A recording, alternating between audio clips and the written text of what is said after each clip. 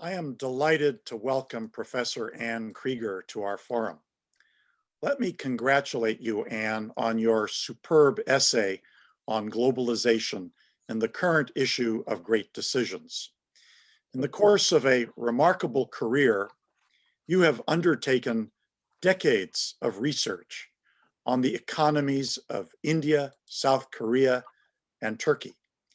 You are a former chief economist of the World Bank, as well as a former first deputy managing director of the International Monetary Fund.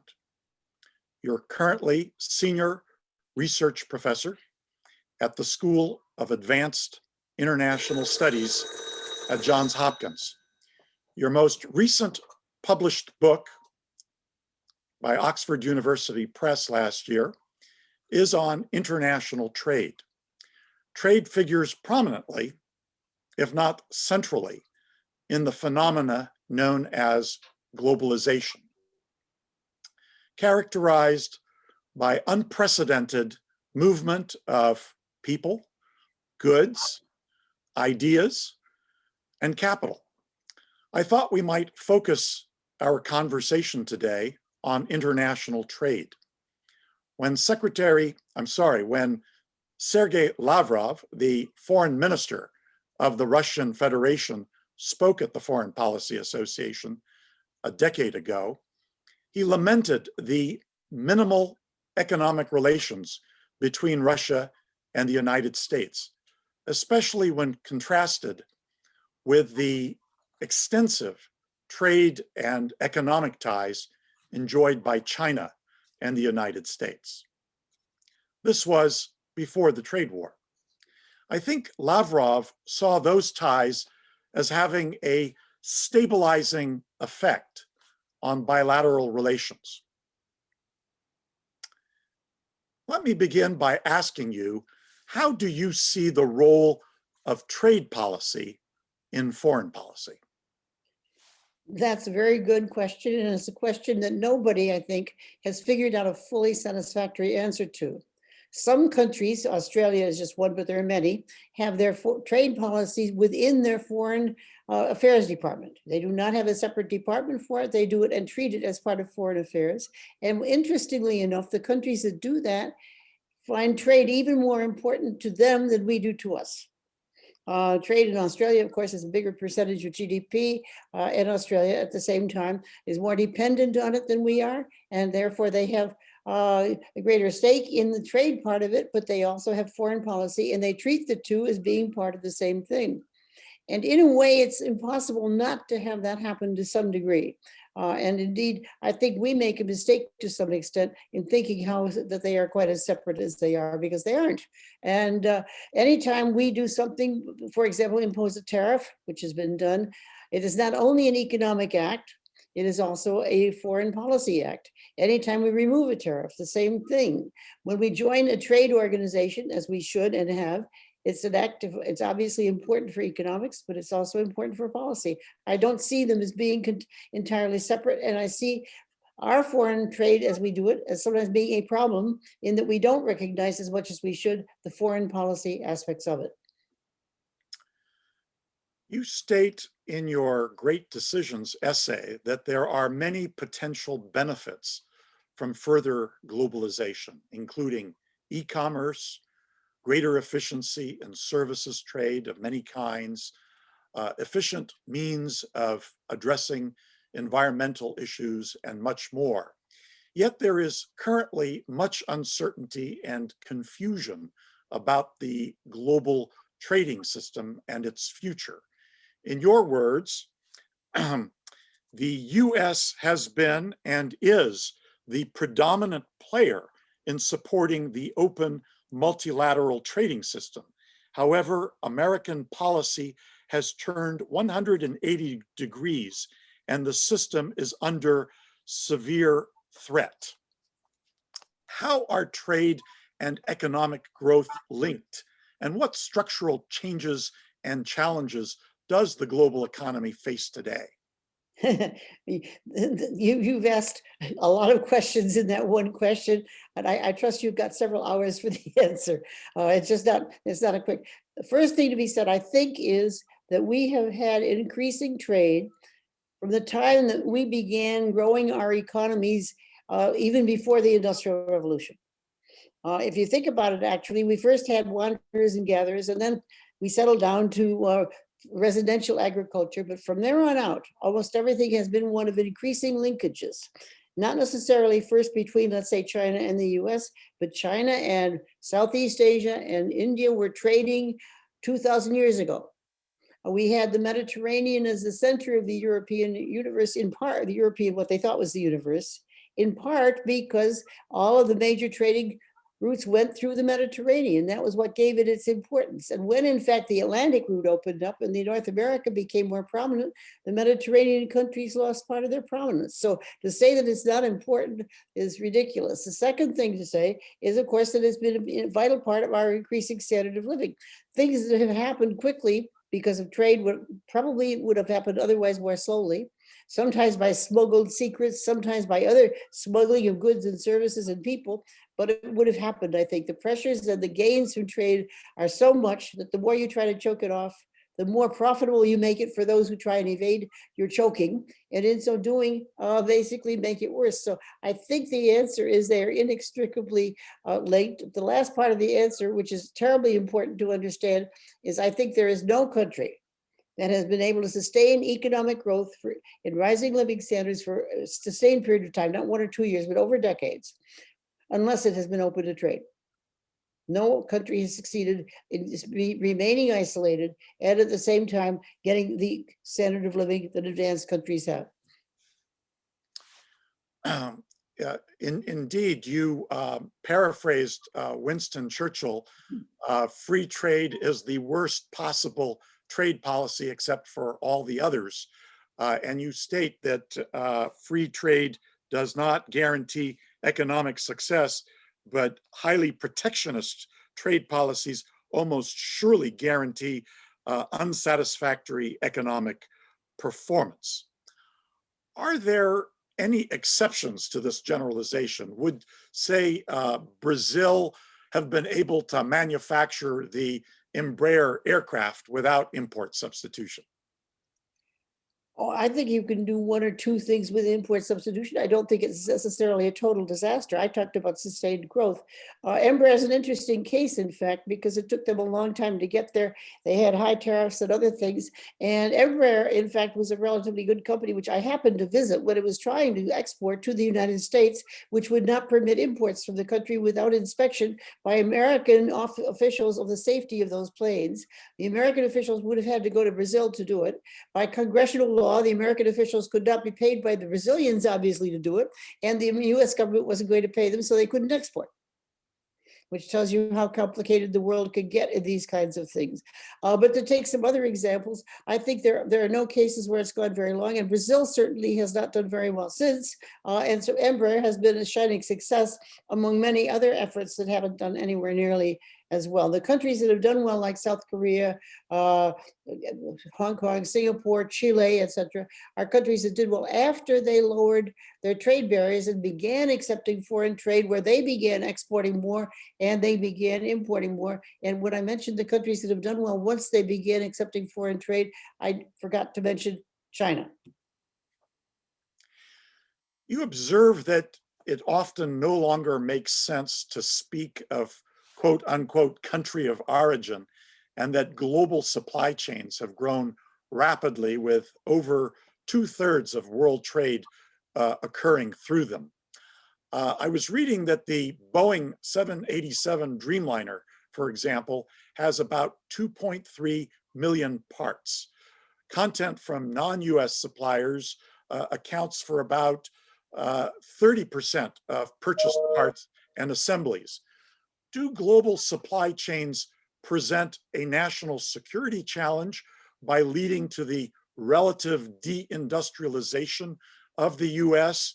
Will decisions on strategic global supply chain vulnerability give rise to deglobalization?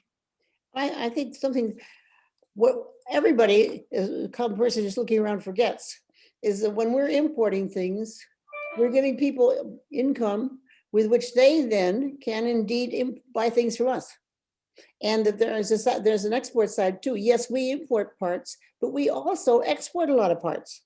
And it's not so that the supply chain is a one-way street, so to speak, with everybody going in one direction. Quite the contrary, some things are imported, some are exported, some are re-exported, et cetera, et cetera. So while it's true that we have more interdependence, it is interdependence. And on top of that, it is not, by the way, deindustrialization either, because quite clearly, if we'd had to do all the parts ourselves, make them all, it would have been much more expensive, it would have taken longer, and we would not be exporting planes to the extent that we do. You state in your excellent book, International Trade, What Everyone Needs to Know, that China has lived up to its obligations under the GATT/WTO just as well as most countries, and that the biggest victim of the trade war between the United States and China will have been the multilateral trading system. In your opinion, could the US demands of China have been more effectively addressed in the WTO? I think that is almost something that is beyond any reasonable doubt.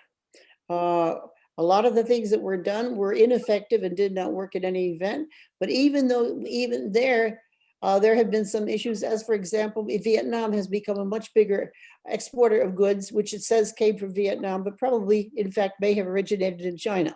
It did not do any of the things that is intended to do, the trade war that is. And of course, it ruined what might otherwise have been a possible multilateral approach. Many American friends and allies have the same interests as the United States in an open multilateral trading system.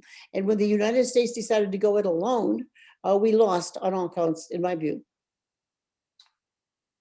What are the prospects for American-Chinese trade relations? And maybe I could ask you, what advice would you give the Biden administration? Are we condemned to a diet of endless tit for tat? Well, I don't know the answer to the part about what are the prospects, because I've been a little bit bothered by the extent. Well, it is certainly true that former President Trump raised a lot of suspicion about China in too many American minds. So it is not true that China behaves perfectly, but it is not true that we behave perfectly. It is true there are some things we would like China to change that would probably actually be in their self-interest to change. And it might have been possible multilaterally. That said, hitting China over the head, so to speak, with tariffs and so on, and starting a trade war, and asking them to basically, on the one hand, move toward more market principles and simultaneously order their companies to export more to the United States, which is a contradiction in terms, and do things like that, obviously left them very suspicious of us as well, and determined to move more away from dependence on US imports. And I think that's probably sad for both of us too. So there's that part of it too. The Biden administration so far has left those tariffs in place, but it has also said it wants to work multilaterally. The statements about moving back to the World Trade Organization and all that are very constructive, and they pleased me quite greatly. The statements about leaving things in place, and quite no doubt China's the enemy and we have to have the tariffs, bother me somewhat. So it seems to me that President Biden has tried to respond in part to the political pressures that arise because of the legacy of the suspicions that President Trump roused. At the same time, he is a multilateralist, and a good one, I think. And I think he understands why it's important, even for us and for our trade policy, that we not try to do things bilaterally. And so I hope that the multilateral side will win. Which side will, I don't know. But I think the future of this decade depends on whether we do a constructive, positive interaction with them, or whether instead we maintain hostilities. Your book is a cri de coeur for a multilateral approach to world trade. In your words, the complexities, distortions, and inconsistencies that result from bilateral trading arrangements will only grow over time if ways cannot be found to return to an open, multilateral, and non-discriminatory trading system. Against this backdrop, in your opinion, is the US better or worse off outside the Trans-Pacific Partnership? And I'll just add that the Washington Post describes not joining the TPP as one of the worst decisions in economic history. NAFTA was the largest preferential trading agreement ever negotiated by the US. The TPP would have been even larger. Well, let me put it this way. I believe in an open, non-discriminatory multilateral trading system, which would say no preferential arrangements. If you go to complete economic integration, as the Europeans have done, is one thing. To go halfway, which a free trade area is another and has more problems. That said, when NAFTA was proposed way back when, I testified in good conscience before Congress saying it was a good thing, partly because Canada and Mexico were such natural allies, and partly because, in fact, by the time we got to that point, it didn't make sense to do it, and especially with the European Union, that was one thing. When TPP came along, it's the same kind of argument. It was going to be free trade, it was going to knock down trade barriers, and it was going to entail 12 countries, including Japan and so on, not including China. I may come back to that if we have time. But the point being that what happened was that President Trump thought the Chinese were unfair to us. And at the same time, he pulled the US out of the agreement the US had made to enter the TPP. Now, what the TPP had done, or would have done had we stayed in it, would have been given us tariff-free access to the markets of those 11 other countries, including Japan, and including Australia, New Zealand, Malaysia, et cetera, et cetera. Now, what's happened? Well, Chinese goods can enter where they enter, but when Australians want to sell wheat to the United States, or sell wheat to Japan, when they want to sell wheat to Japan, it enters duty-free.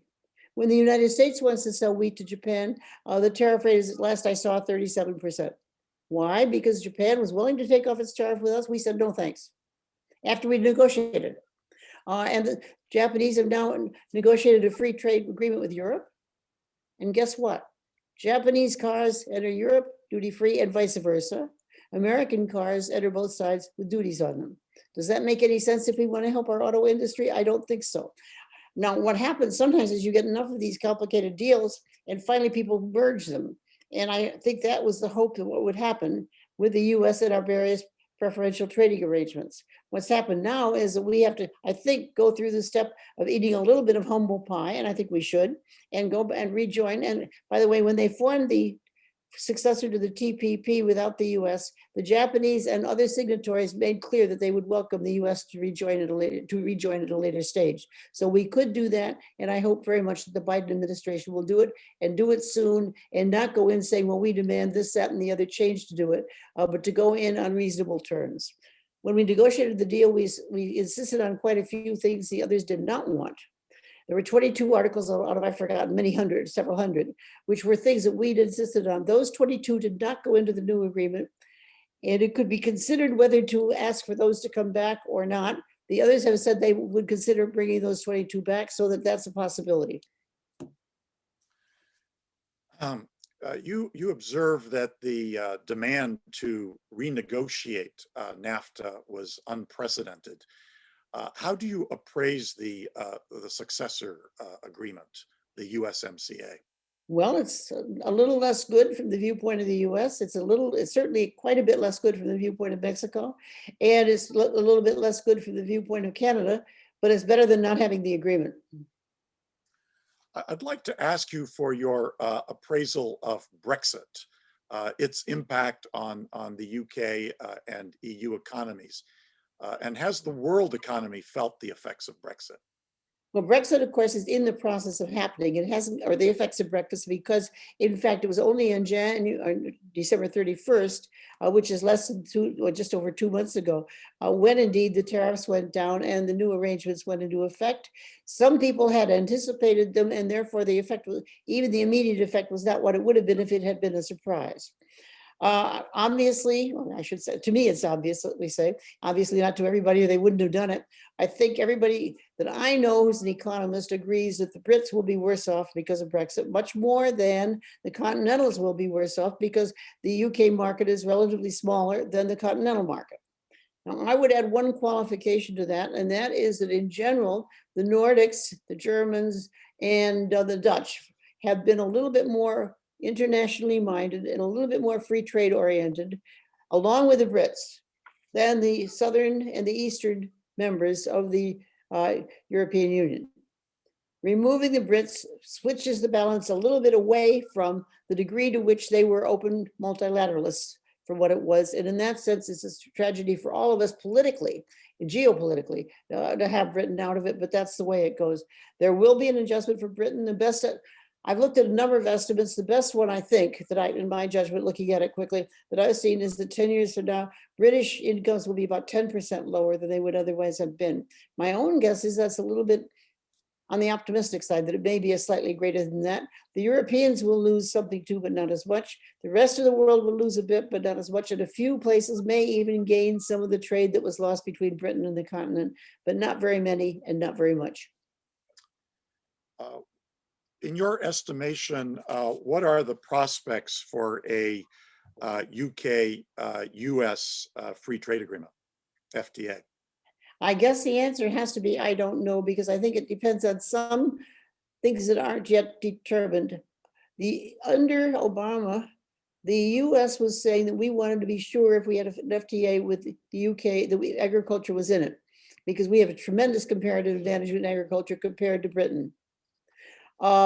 Whether we would do that again or not, I don't know. If we did that, I find it hard to believe that the Brits would accept it. And on the other hand, if they insist on having agriculture out of it, I'm not sure we would accept it. So I think there are some stumbling blocks in there. That does not prove it won't happen, but it does go, I think, to the point of how much the Brits actually want a free trade agreement with us and what they are willing to do it. And remember, the whole argument for Brexit was that the Brits wanted sovereignty back.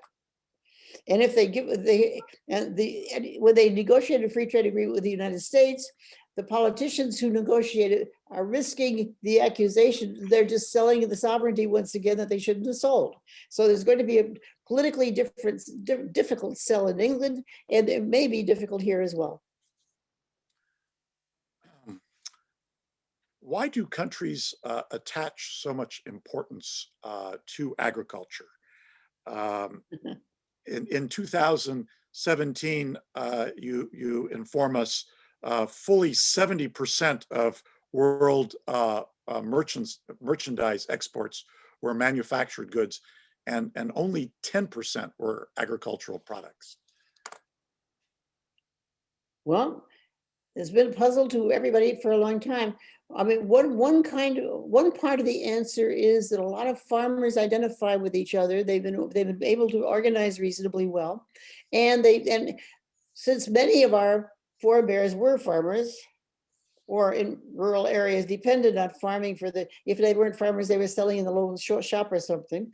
Many of us still may romanticize the family farm and think it's a wonderful living, and we got to protect our farmers. Now, in the United States, it's interesting because average family farm income in the US since 2004 has been above average family farm income in urban areas. It is not the farmers are so poor. There are, however, poor farmers, just as there are poor urban residents, but that's not the same thing. Our farm program has not helped the poor very much because our price supports have been on the amount, the price support is per unit sold. So if you've got a bigger farm, you get more price support than if you've got a smaller farm, and so on and so forth. So it's quite clearly the political lobbying, and I don't think it's the poor farmers that are doing it so much. One of the most protected items in the US farm program is sugar. And the interesting thing about sugar is there were very few sugar farmers, and there are even fewer since we protected it. And last I heard, there were only about 10 in Hawaii, if that. We've lost the sugar industry because we protected it. We protected it 200% and 300% tariffs on sugar imports, and there were so few farmers. But and I've forgotten the year, but there was some point at which some senator was proposing a reduction in the sugar program and making it more reopen to trade. Senator Inouye, who was a very prominent and good senator from Hawaii on many things, protested that if that, I know what it was going to be a limit of $1 million per farm was going to be the maximum that could be subsidized. And Senator Inouye protested that that would cut the incomes of many of his farmers in Hawaii by more than 90%, which was an interesting statement as to whether there was poor farmers or not. You state that there would be larger gains for the world economy from further trade liberalization. And with regards to the US, you've just mentioned the US sugar program. Would you like to comment on the Jones Act? That's another one that makes no sense and really no sense, which is, as I said, sugar has disappeared as a result of protection, but so has the American shipping industry, basically. The kinds of ships that are now produced in the United States are barges that go up the Mississippi and things like that. We produce almost no ocean shipping, and what little bit we do is heavily subsidized. We've wiped out, I've forgotten the numbers on this. You should have warned me. I could give you some wonderful numbers, but I don't have them. We've wiped out ocean shipping and all that.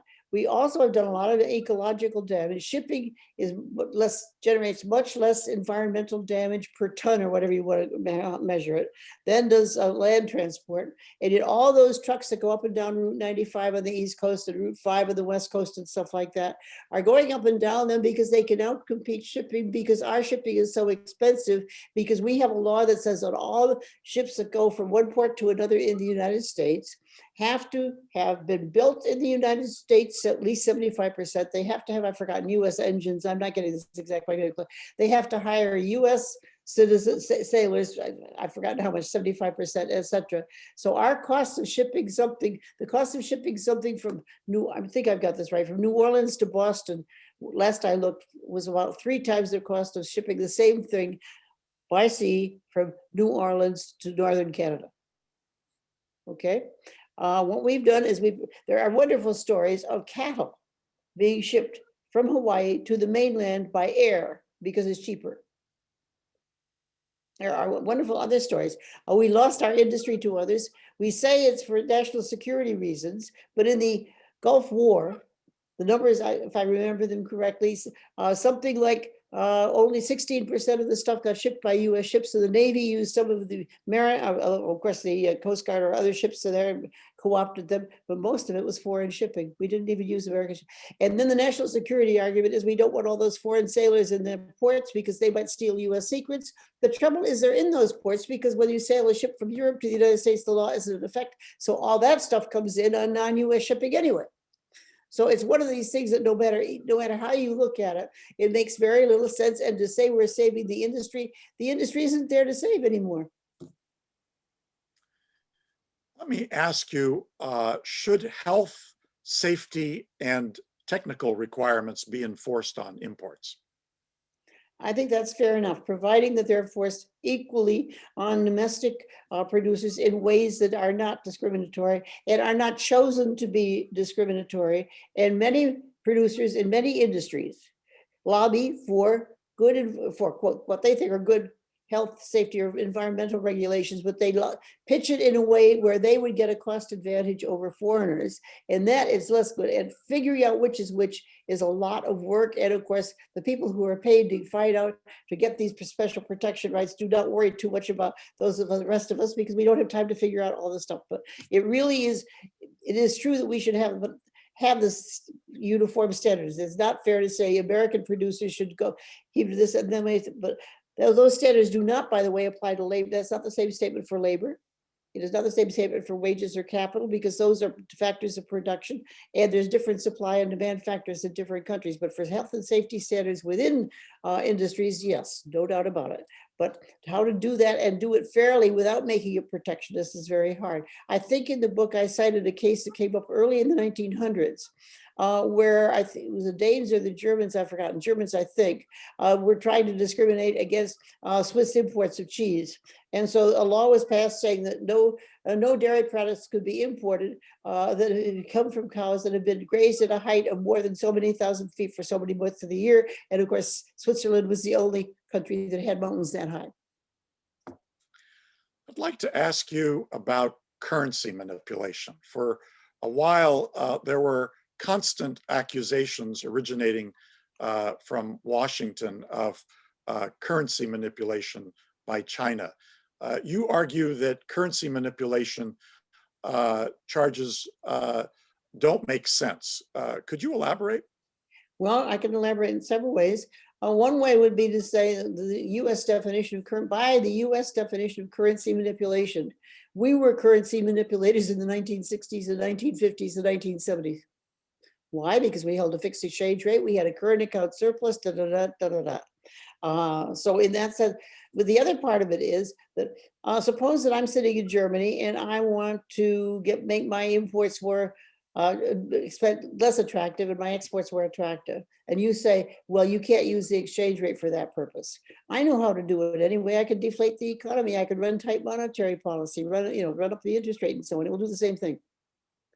And the whole trouble is that the exchange rate is not one of these variables that hands out there by yourself. You do what you want to with it. It is tied into the rest of the economic system in many ways. And anytime that a country loosens its monetary policy and has inflation at a fixed exchange rate, its exports will become less attractive, imports will become more attractive, and vice versa. So if you want more attractive exports, you do it that way. The Germans, by the way, held a fixed exchange rate during the period that we were worrying about this. And of course, they ran large currency surpluses and they had very tight monetary policy. We didn't say much. Could we have the benefit of your views on the current controversy over the minimum wage? It's sobering to be reminded that the 40-hour work week became law in the US only in 1943. Well, I mean, the first thing you said, I don't think you can have a controversy whether there should be a minimum wage. There probably should be one. The real question is how high should it be? And as you raise it, what are the effects? Now, let me start with an extreme case. Puerto Rico, as you know, is a part of the United States and subject to some, but not all of its laws, but it is subject to US minimum wages.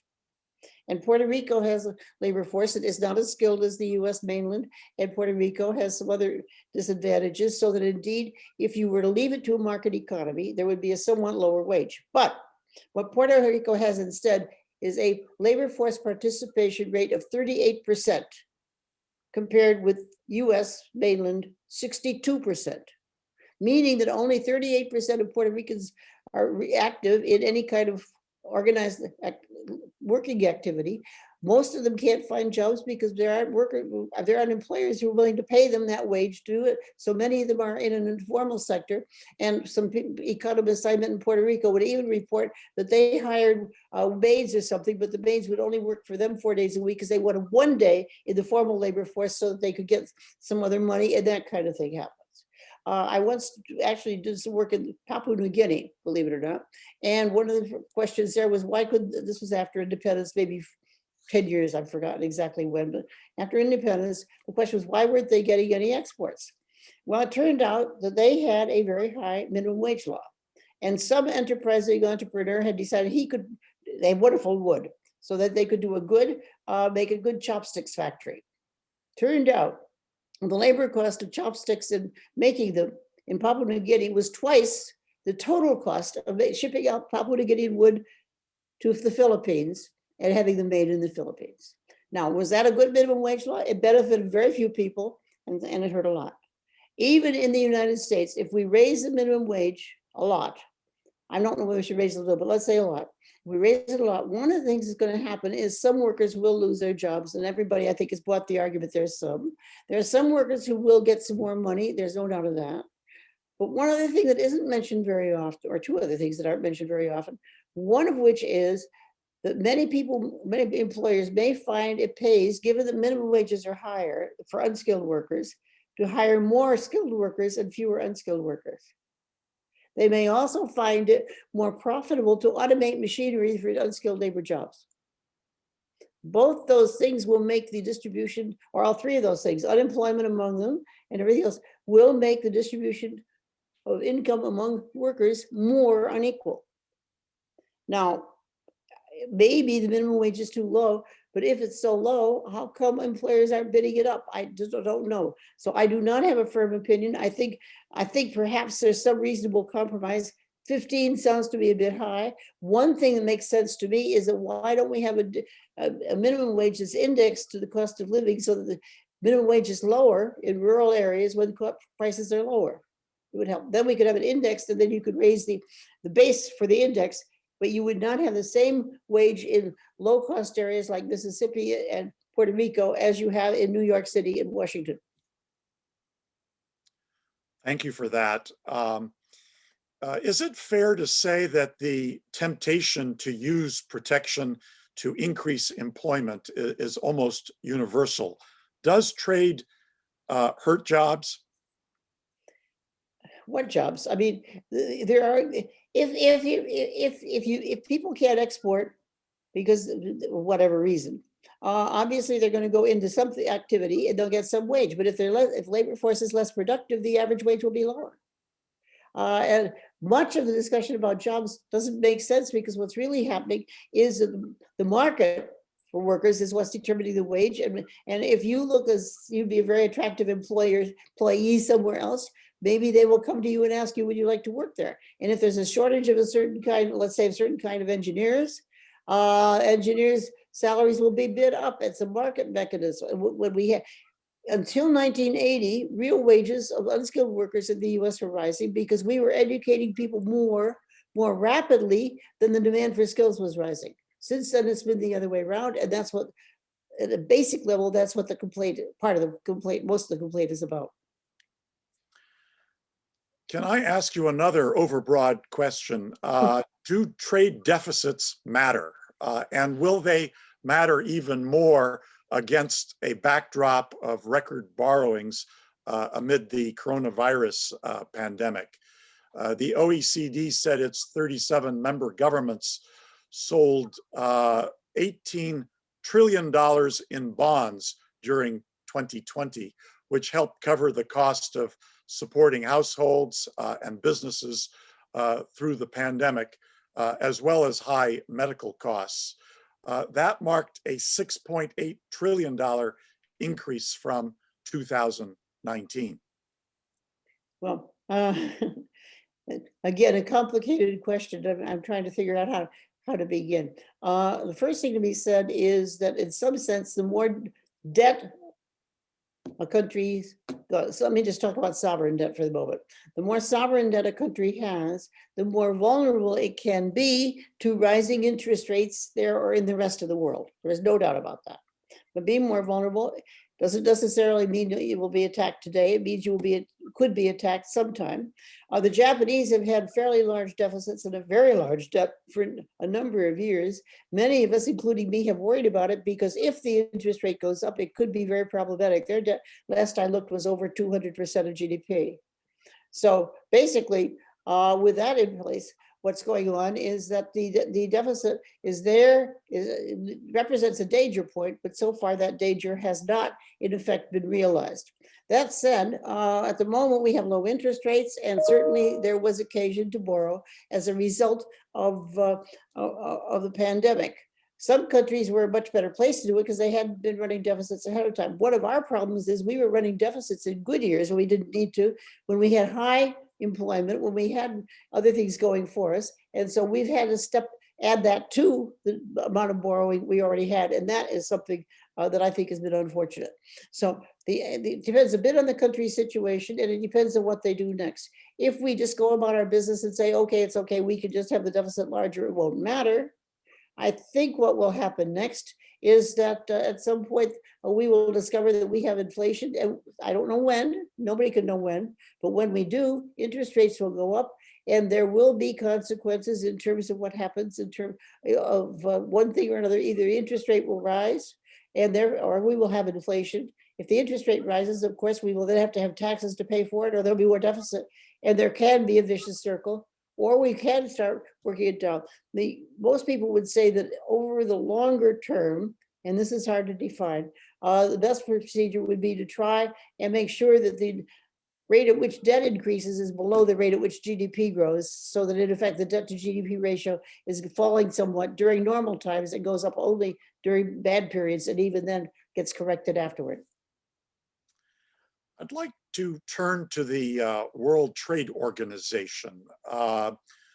Should it be reformed, and how would you reform the WTO? Well, if I'm asking the wrong person, because I'm a technocrat, I'm not a politician. And it's going to take a politician working with many other politicians to reform it.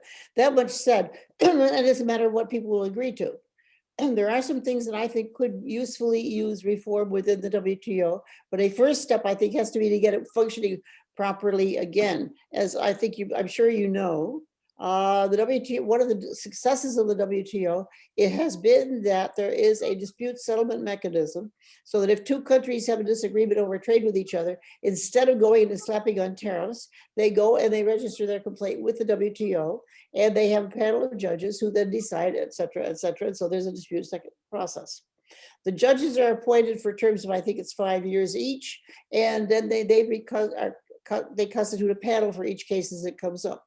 But the trouble started in the Obama administration, when the US would not approve the judges who were nominated to appoint retiring judges or to replace retiring judges. The difficulty with that came finally in the Trump administration, when the last judge retired, so there are no judges. And with no judges, there can be no final settlement of disputes through it. Some countries have actually agreed among themselves to have a workaround and to have their own, little panels outside the WTO. But we need to get that mechanism going again quickly, and we need to resurrect the WTO, because even though it was far from perfect, it was a lot better than not having it. And it's being weakened as we don't have these things going. That said, yes, we need agreements on e-commerce. We need to work further on agriculture. We need cybersecurity. We need a whole mess of things where there could be great improvement. The WTO has worked on unanimity. Now, normally, it could be the case if there are only one or two little countries holding out, somebody could go and persuade them with, I don't know, an extra bit of foreign aid or something to agree.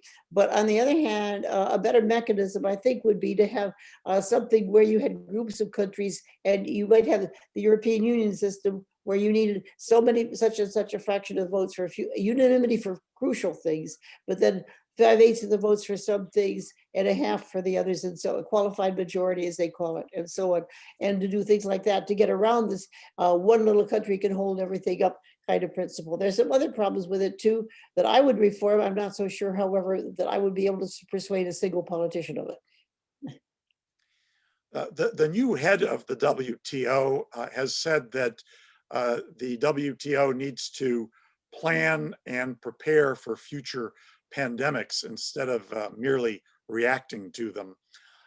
She has also warned against vaccine nationalism. Does the WTO have some say in the matter? Can it make vaccine manufacturing licenses available at affordable prices? Well, I mean, there are several parts to what Ngozi says. She's a good friend, and she's quite correct in what she's saying. But how you get there is the problem, I think, and it's not whether she is in effect saying the right things. How do you do it? Let me turn to the pandemic and that part, because that's, I think, probably the easier part. I think it is in everybody's interest in the world to have a world system. And of course, the World Health Organization, we have rejoined, thank goodness. The World Health Organization was the premier organization for public health issues worldwide, as everybody agreed. And when somebody had a problem, they flew to the US to find out what CDC would say or what the National Institutes of Health would say about it. And we did demean it a great deal, and it needs to be rebuilt and restored, and is taking back its place in the World Health Organization. That's good. And that's the primary source. There is, however, a problem. And the problem is the supply of vaccine is limited, as we all know.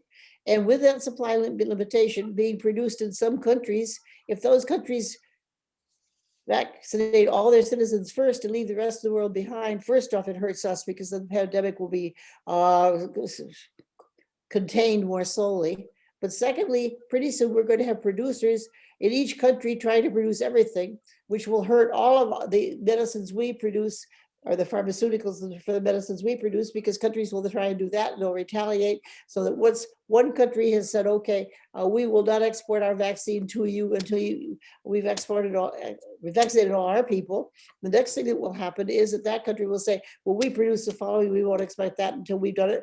And pretty soon we'll have everybody producing all of everything at much higher cost, I might say, because many of these things are huge investments and so on. We're better off with a world system. So I think the trick for the WTO is to trading agreements that work, that keep the system open, not that we close it down to vaccine nationalism, which I think is unfortunate. And at the same time, have the WHO do its thing in its part of the system. It's much more complicated than I said. And unless I had several hours, I don't know how I'd even try to get at it. And truthfully, nobody has exactly the perfect solution. But unfortunately, as in so many cases, looking for the perfect solution is the enemy of the merely good. Can we end this fascinating session by talking about the political economy and trade policy? You state that a major motive for writing your book on international trade was the hope that it would persuade concerned citizens to be more skeptical about claims and pleas for protectionist measures that the engaged public can also help move the balance towards the open multilateral system that has served the US and the world so well, and reduce the power of special interests and lobbyists to reach their own short-term gains. Can you elaborate on why a better informed public can make a difference? Okay, I want to answer that at two levels. The first level is sort of think of the economic market for politics. Okay, so politicians are in the political market and they're bidding for votes. Okay, how much do they have to bid? Well, it depends a bit on what public opinion is. If public opinion is solidly opposed to something, then the lobbyists would have to bid extremely high amounts in order to get the politicians to do what they want. If, on the other hand, the public is apathetic and doesn't pay much attention, then a large contribution from one or two lobbyists may make quite a difference to the vote. So I think of it as having several arguments, and depending on the weight of how strongly public opinion is, it makes it more difficult for lobbyists to achieve their objectives. Now, let me take that to the practical. And once again, I'll go first to sugar and then to steel. In the sugar case, one of the problems is that probably the average American pays, I don't know, I haven't looked at the numbers the past week or so, but probably was paying something on the order of 1/3 more than they should for refined sugar last year. That's a guess at the number, but the US price is definitely higher than the world price and the price it would be if we could import freely. That translated at some point to 6 cents a pound of sugar. Most Americans directly don't buy that much sugar. They consume more because they buy some of it in products that are processed for them. But even then, it's a small part of the cost of producing a frozen package of fruit or something like that. And so those producers don't worry too much about it either. So there's none, but there's very little pressure to keep the price of sugar low relative to the pressure of the sugar growers that was to keep it high. Okay. Now, if the public then doesn't notice that there's 6 cents a pound more because they don't use that much sugar, who's going to object? Or they have to first off organize enough to know what the problem is. And what is the use of getting, we need a consumer organization of what, 300 million people? We all agree that 6 cents a pound means that we've been robbed of $2 billion this year, which is possibly true. I'm guessing at the number, but that might be about right. Well, if it's $2 billion, it's going to take an awful lot of organization of 300 million people. In fact, if it costs, let's say $10 per person to organize, won't do it. So we've got to have something else. Now let me take another with steel, which is one, as you know, that President Trump put on 25% tariffs on national security grounds. Now the fact is that the steel mills in this country were working at less, I think, than 80% of capacity when he did it. So there's plenty of spare capacity. Of our imports, mostly came from Mexico and Canada and Europe, not exactly enemies. 2% of imports, which were 20% of the total, came from China. 2% times 20% is 4%? No, it's less than that. Anyway, it's such a little number. And yet we had to worry about national defense. Russia exports a little bit too. On the other hand, what happened? Well, it is estimated maybe 80,000 jobs saved, at least in the short run, at a cost of something like $800,000 per year per job saved to the American consumer who paid for the higher steel price. There were 800,000 jobs approximately lost in steel using industries, beer cans, was one where in fact they had to switch suppliers and indeed lost out on that. There are many others. I mean, all kinds of steel using companies submitted petitions saying, please don't do this. The Trump administration did open up a little avenue saying, okay, from Korea you could import without the tariff, but you must prove that no domestic producer can produce it. So now I want to buy steel to produce some cans for peaches, let's say. So I'm going to go to every domestic producer and say, I need a letter from you saying you can't supply my good. You don't think somebody will try and produce it? Maybe late, maybe poor quality, but if they can't get the imports, they know they've got me stuck. So we now have all kinds of producers who are did lobby against the proposal. They don't like the tariff, but still the rest of the country thinks, okay, it's helping jobs for the poor steel workers. Well, those poor steel workers got a few jobs, but boy, it was costly to the rest of us, including, of course, those workers who lost their jobs in steel using industries. And don't forget, automobiles use steel, aluminum, steel and aluminum. Autos use steel, all kinds of other electrical equipment does, mechanical equipment, all kinds of home appliances, refrigerators, etc. All of these are steel using, and all of them are ones that lost on account of how it is. And remember one other thing. We export a lot of those goods, the steel using goods. Our steel using industries now pay more than their foreign competitors for the steel they put into the product. And so our steel using companies are now at a competitive disadvantage relative to the foreign companies. The American consumers are paying more. And 720,000 workers lost their jobs to save 80,000 in steel temporarily. Now, what happened in steel? And this is the crucial point. Since 1980, the number of workers it takes to produce a ton of steel has fallen by 90%. Or to say it another way, one worker today can produce as much steel as 10 workers could produce 40 years ago. Steel demand has not increased that much in that time. So obviously there were going to be some jobs lost. On the other hand, steel, if its price had stayed down, would have had more demand for its users, and that would have offset some of the losses. And instead of that, we intensified them. It doesn't make sense. And I do think we ought to have a better social safety net. And I think anybody who loses their job should be entitled to many things. But I don't think that just keeping people in jobs and losing industries is the way to do it.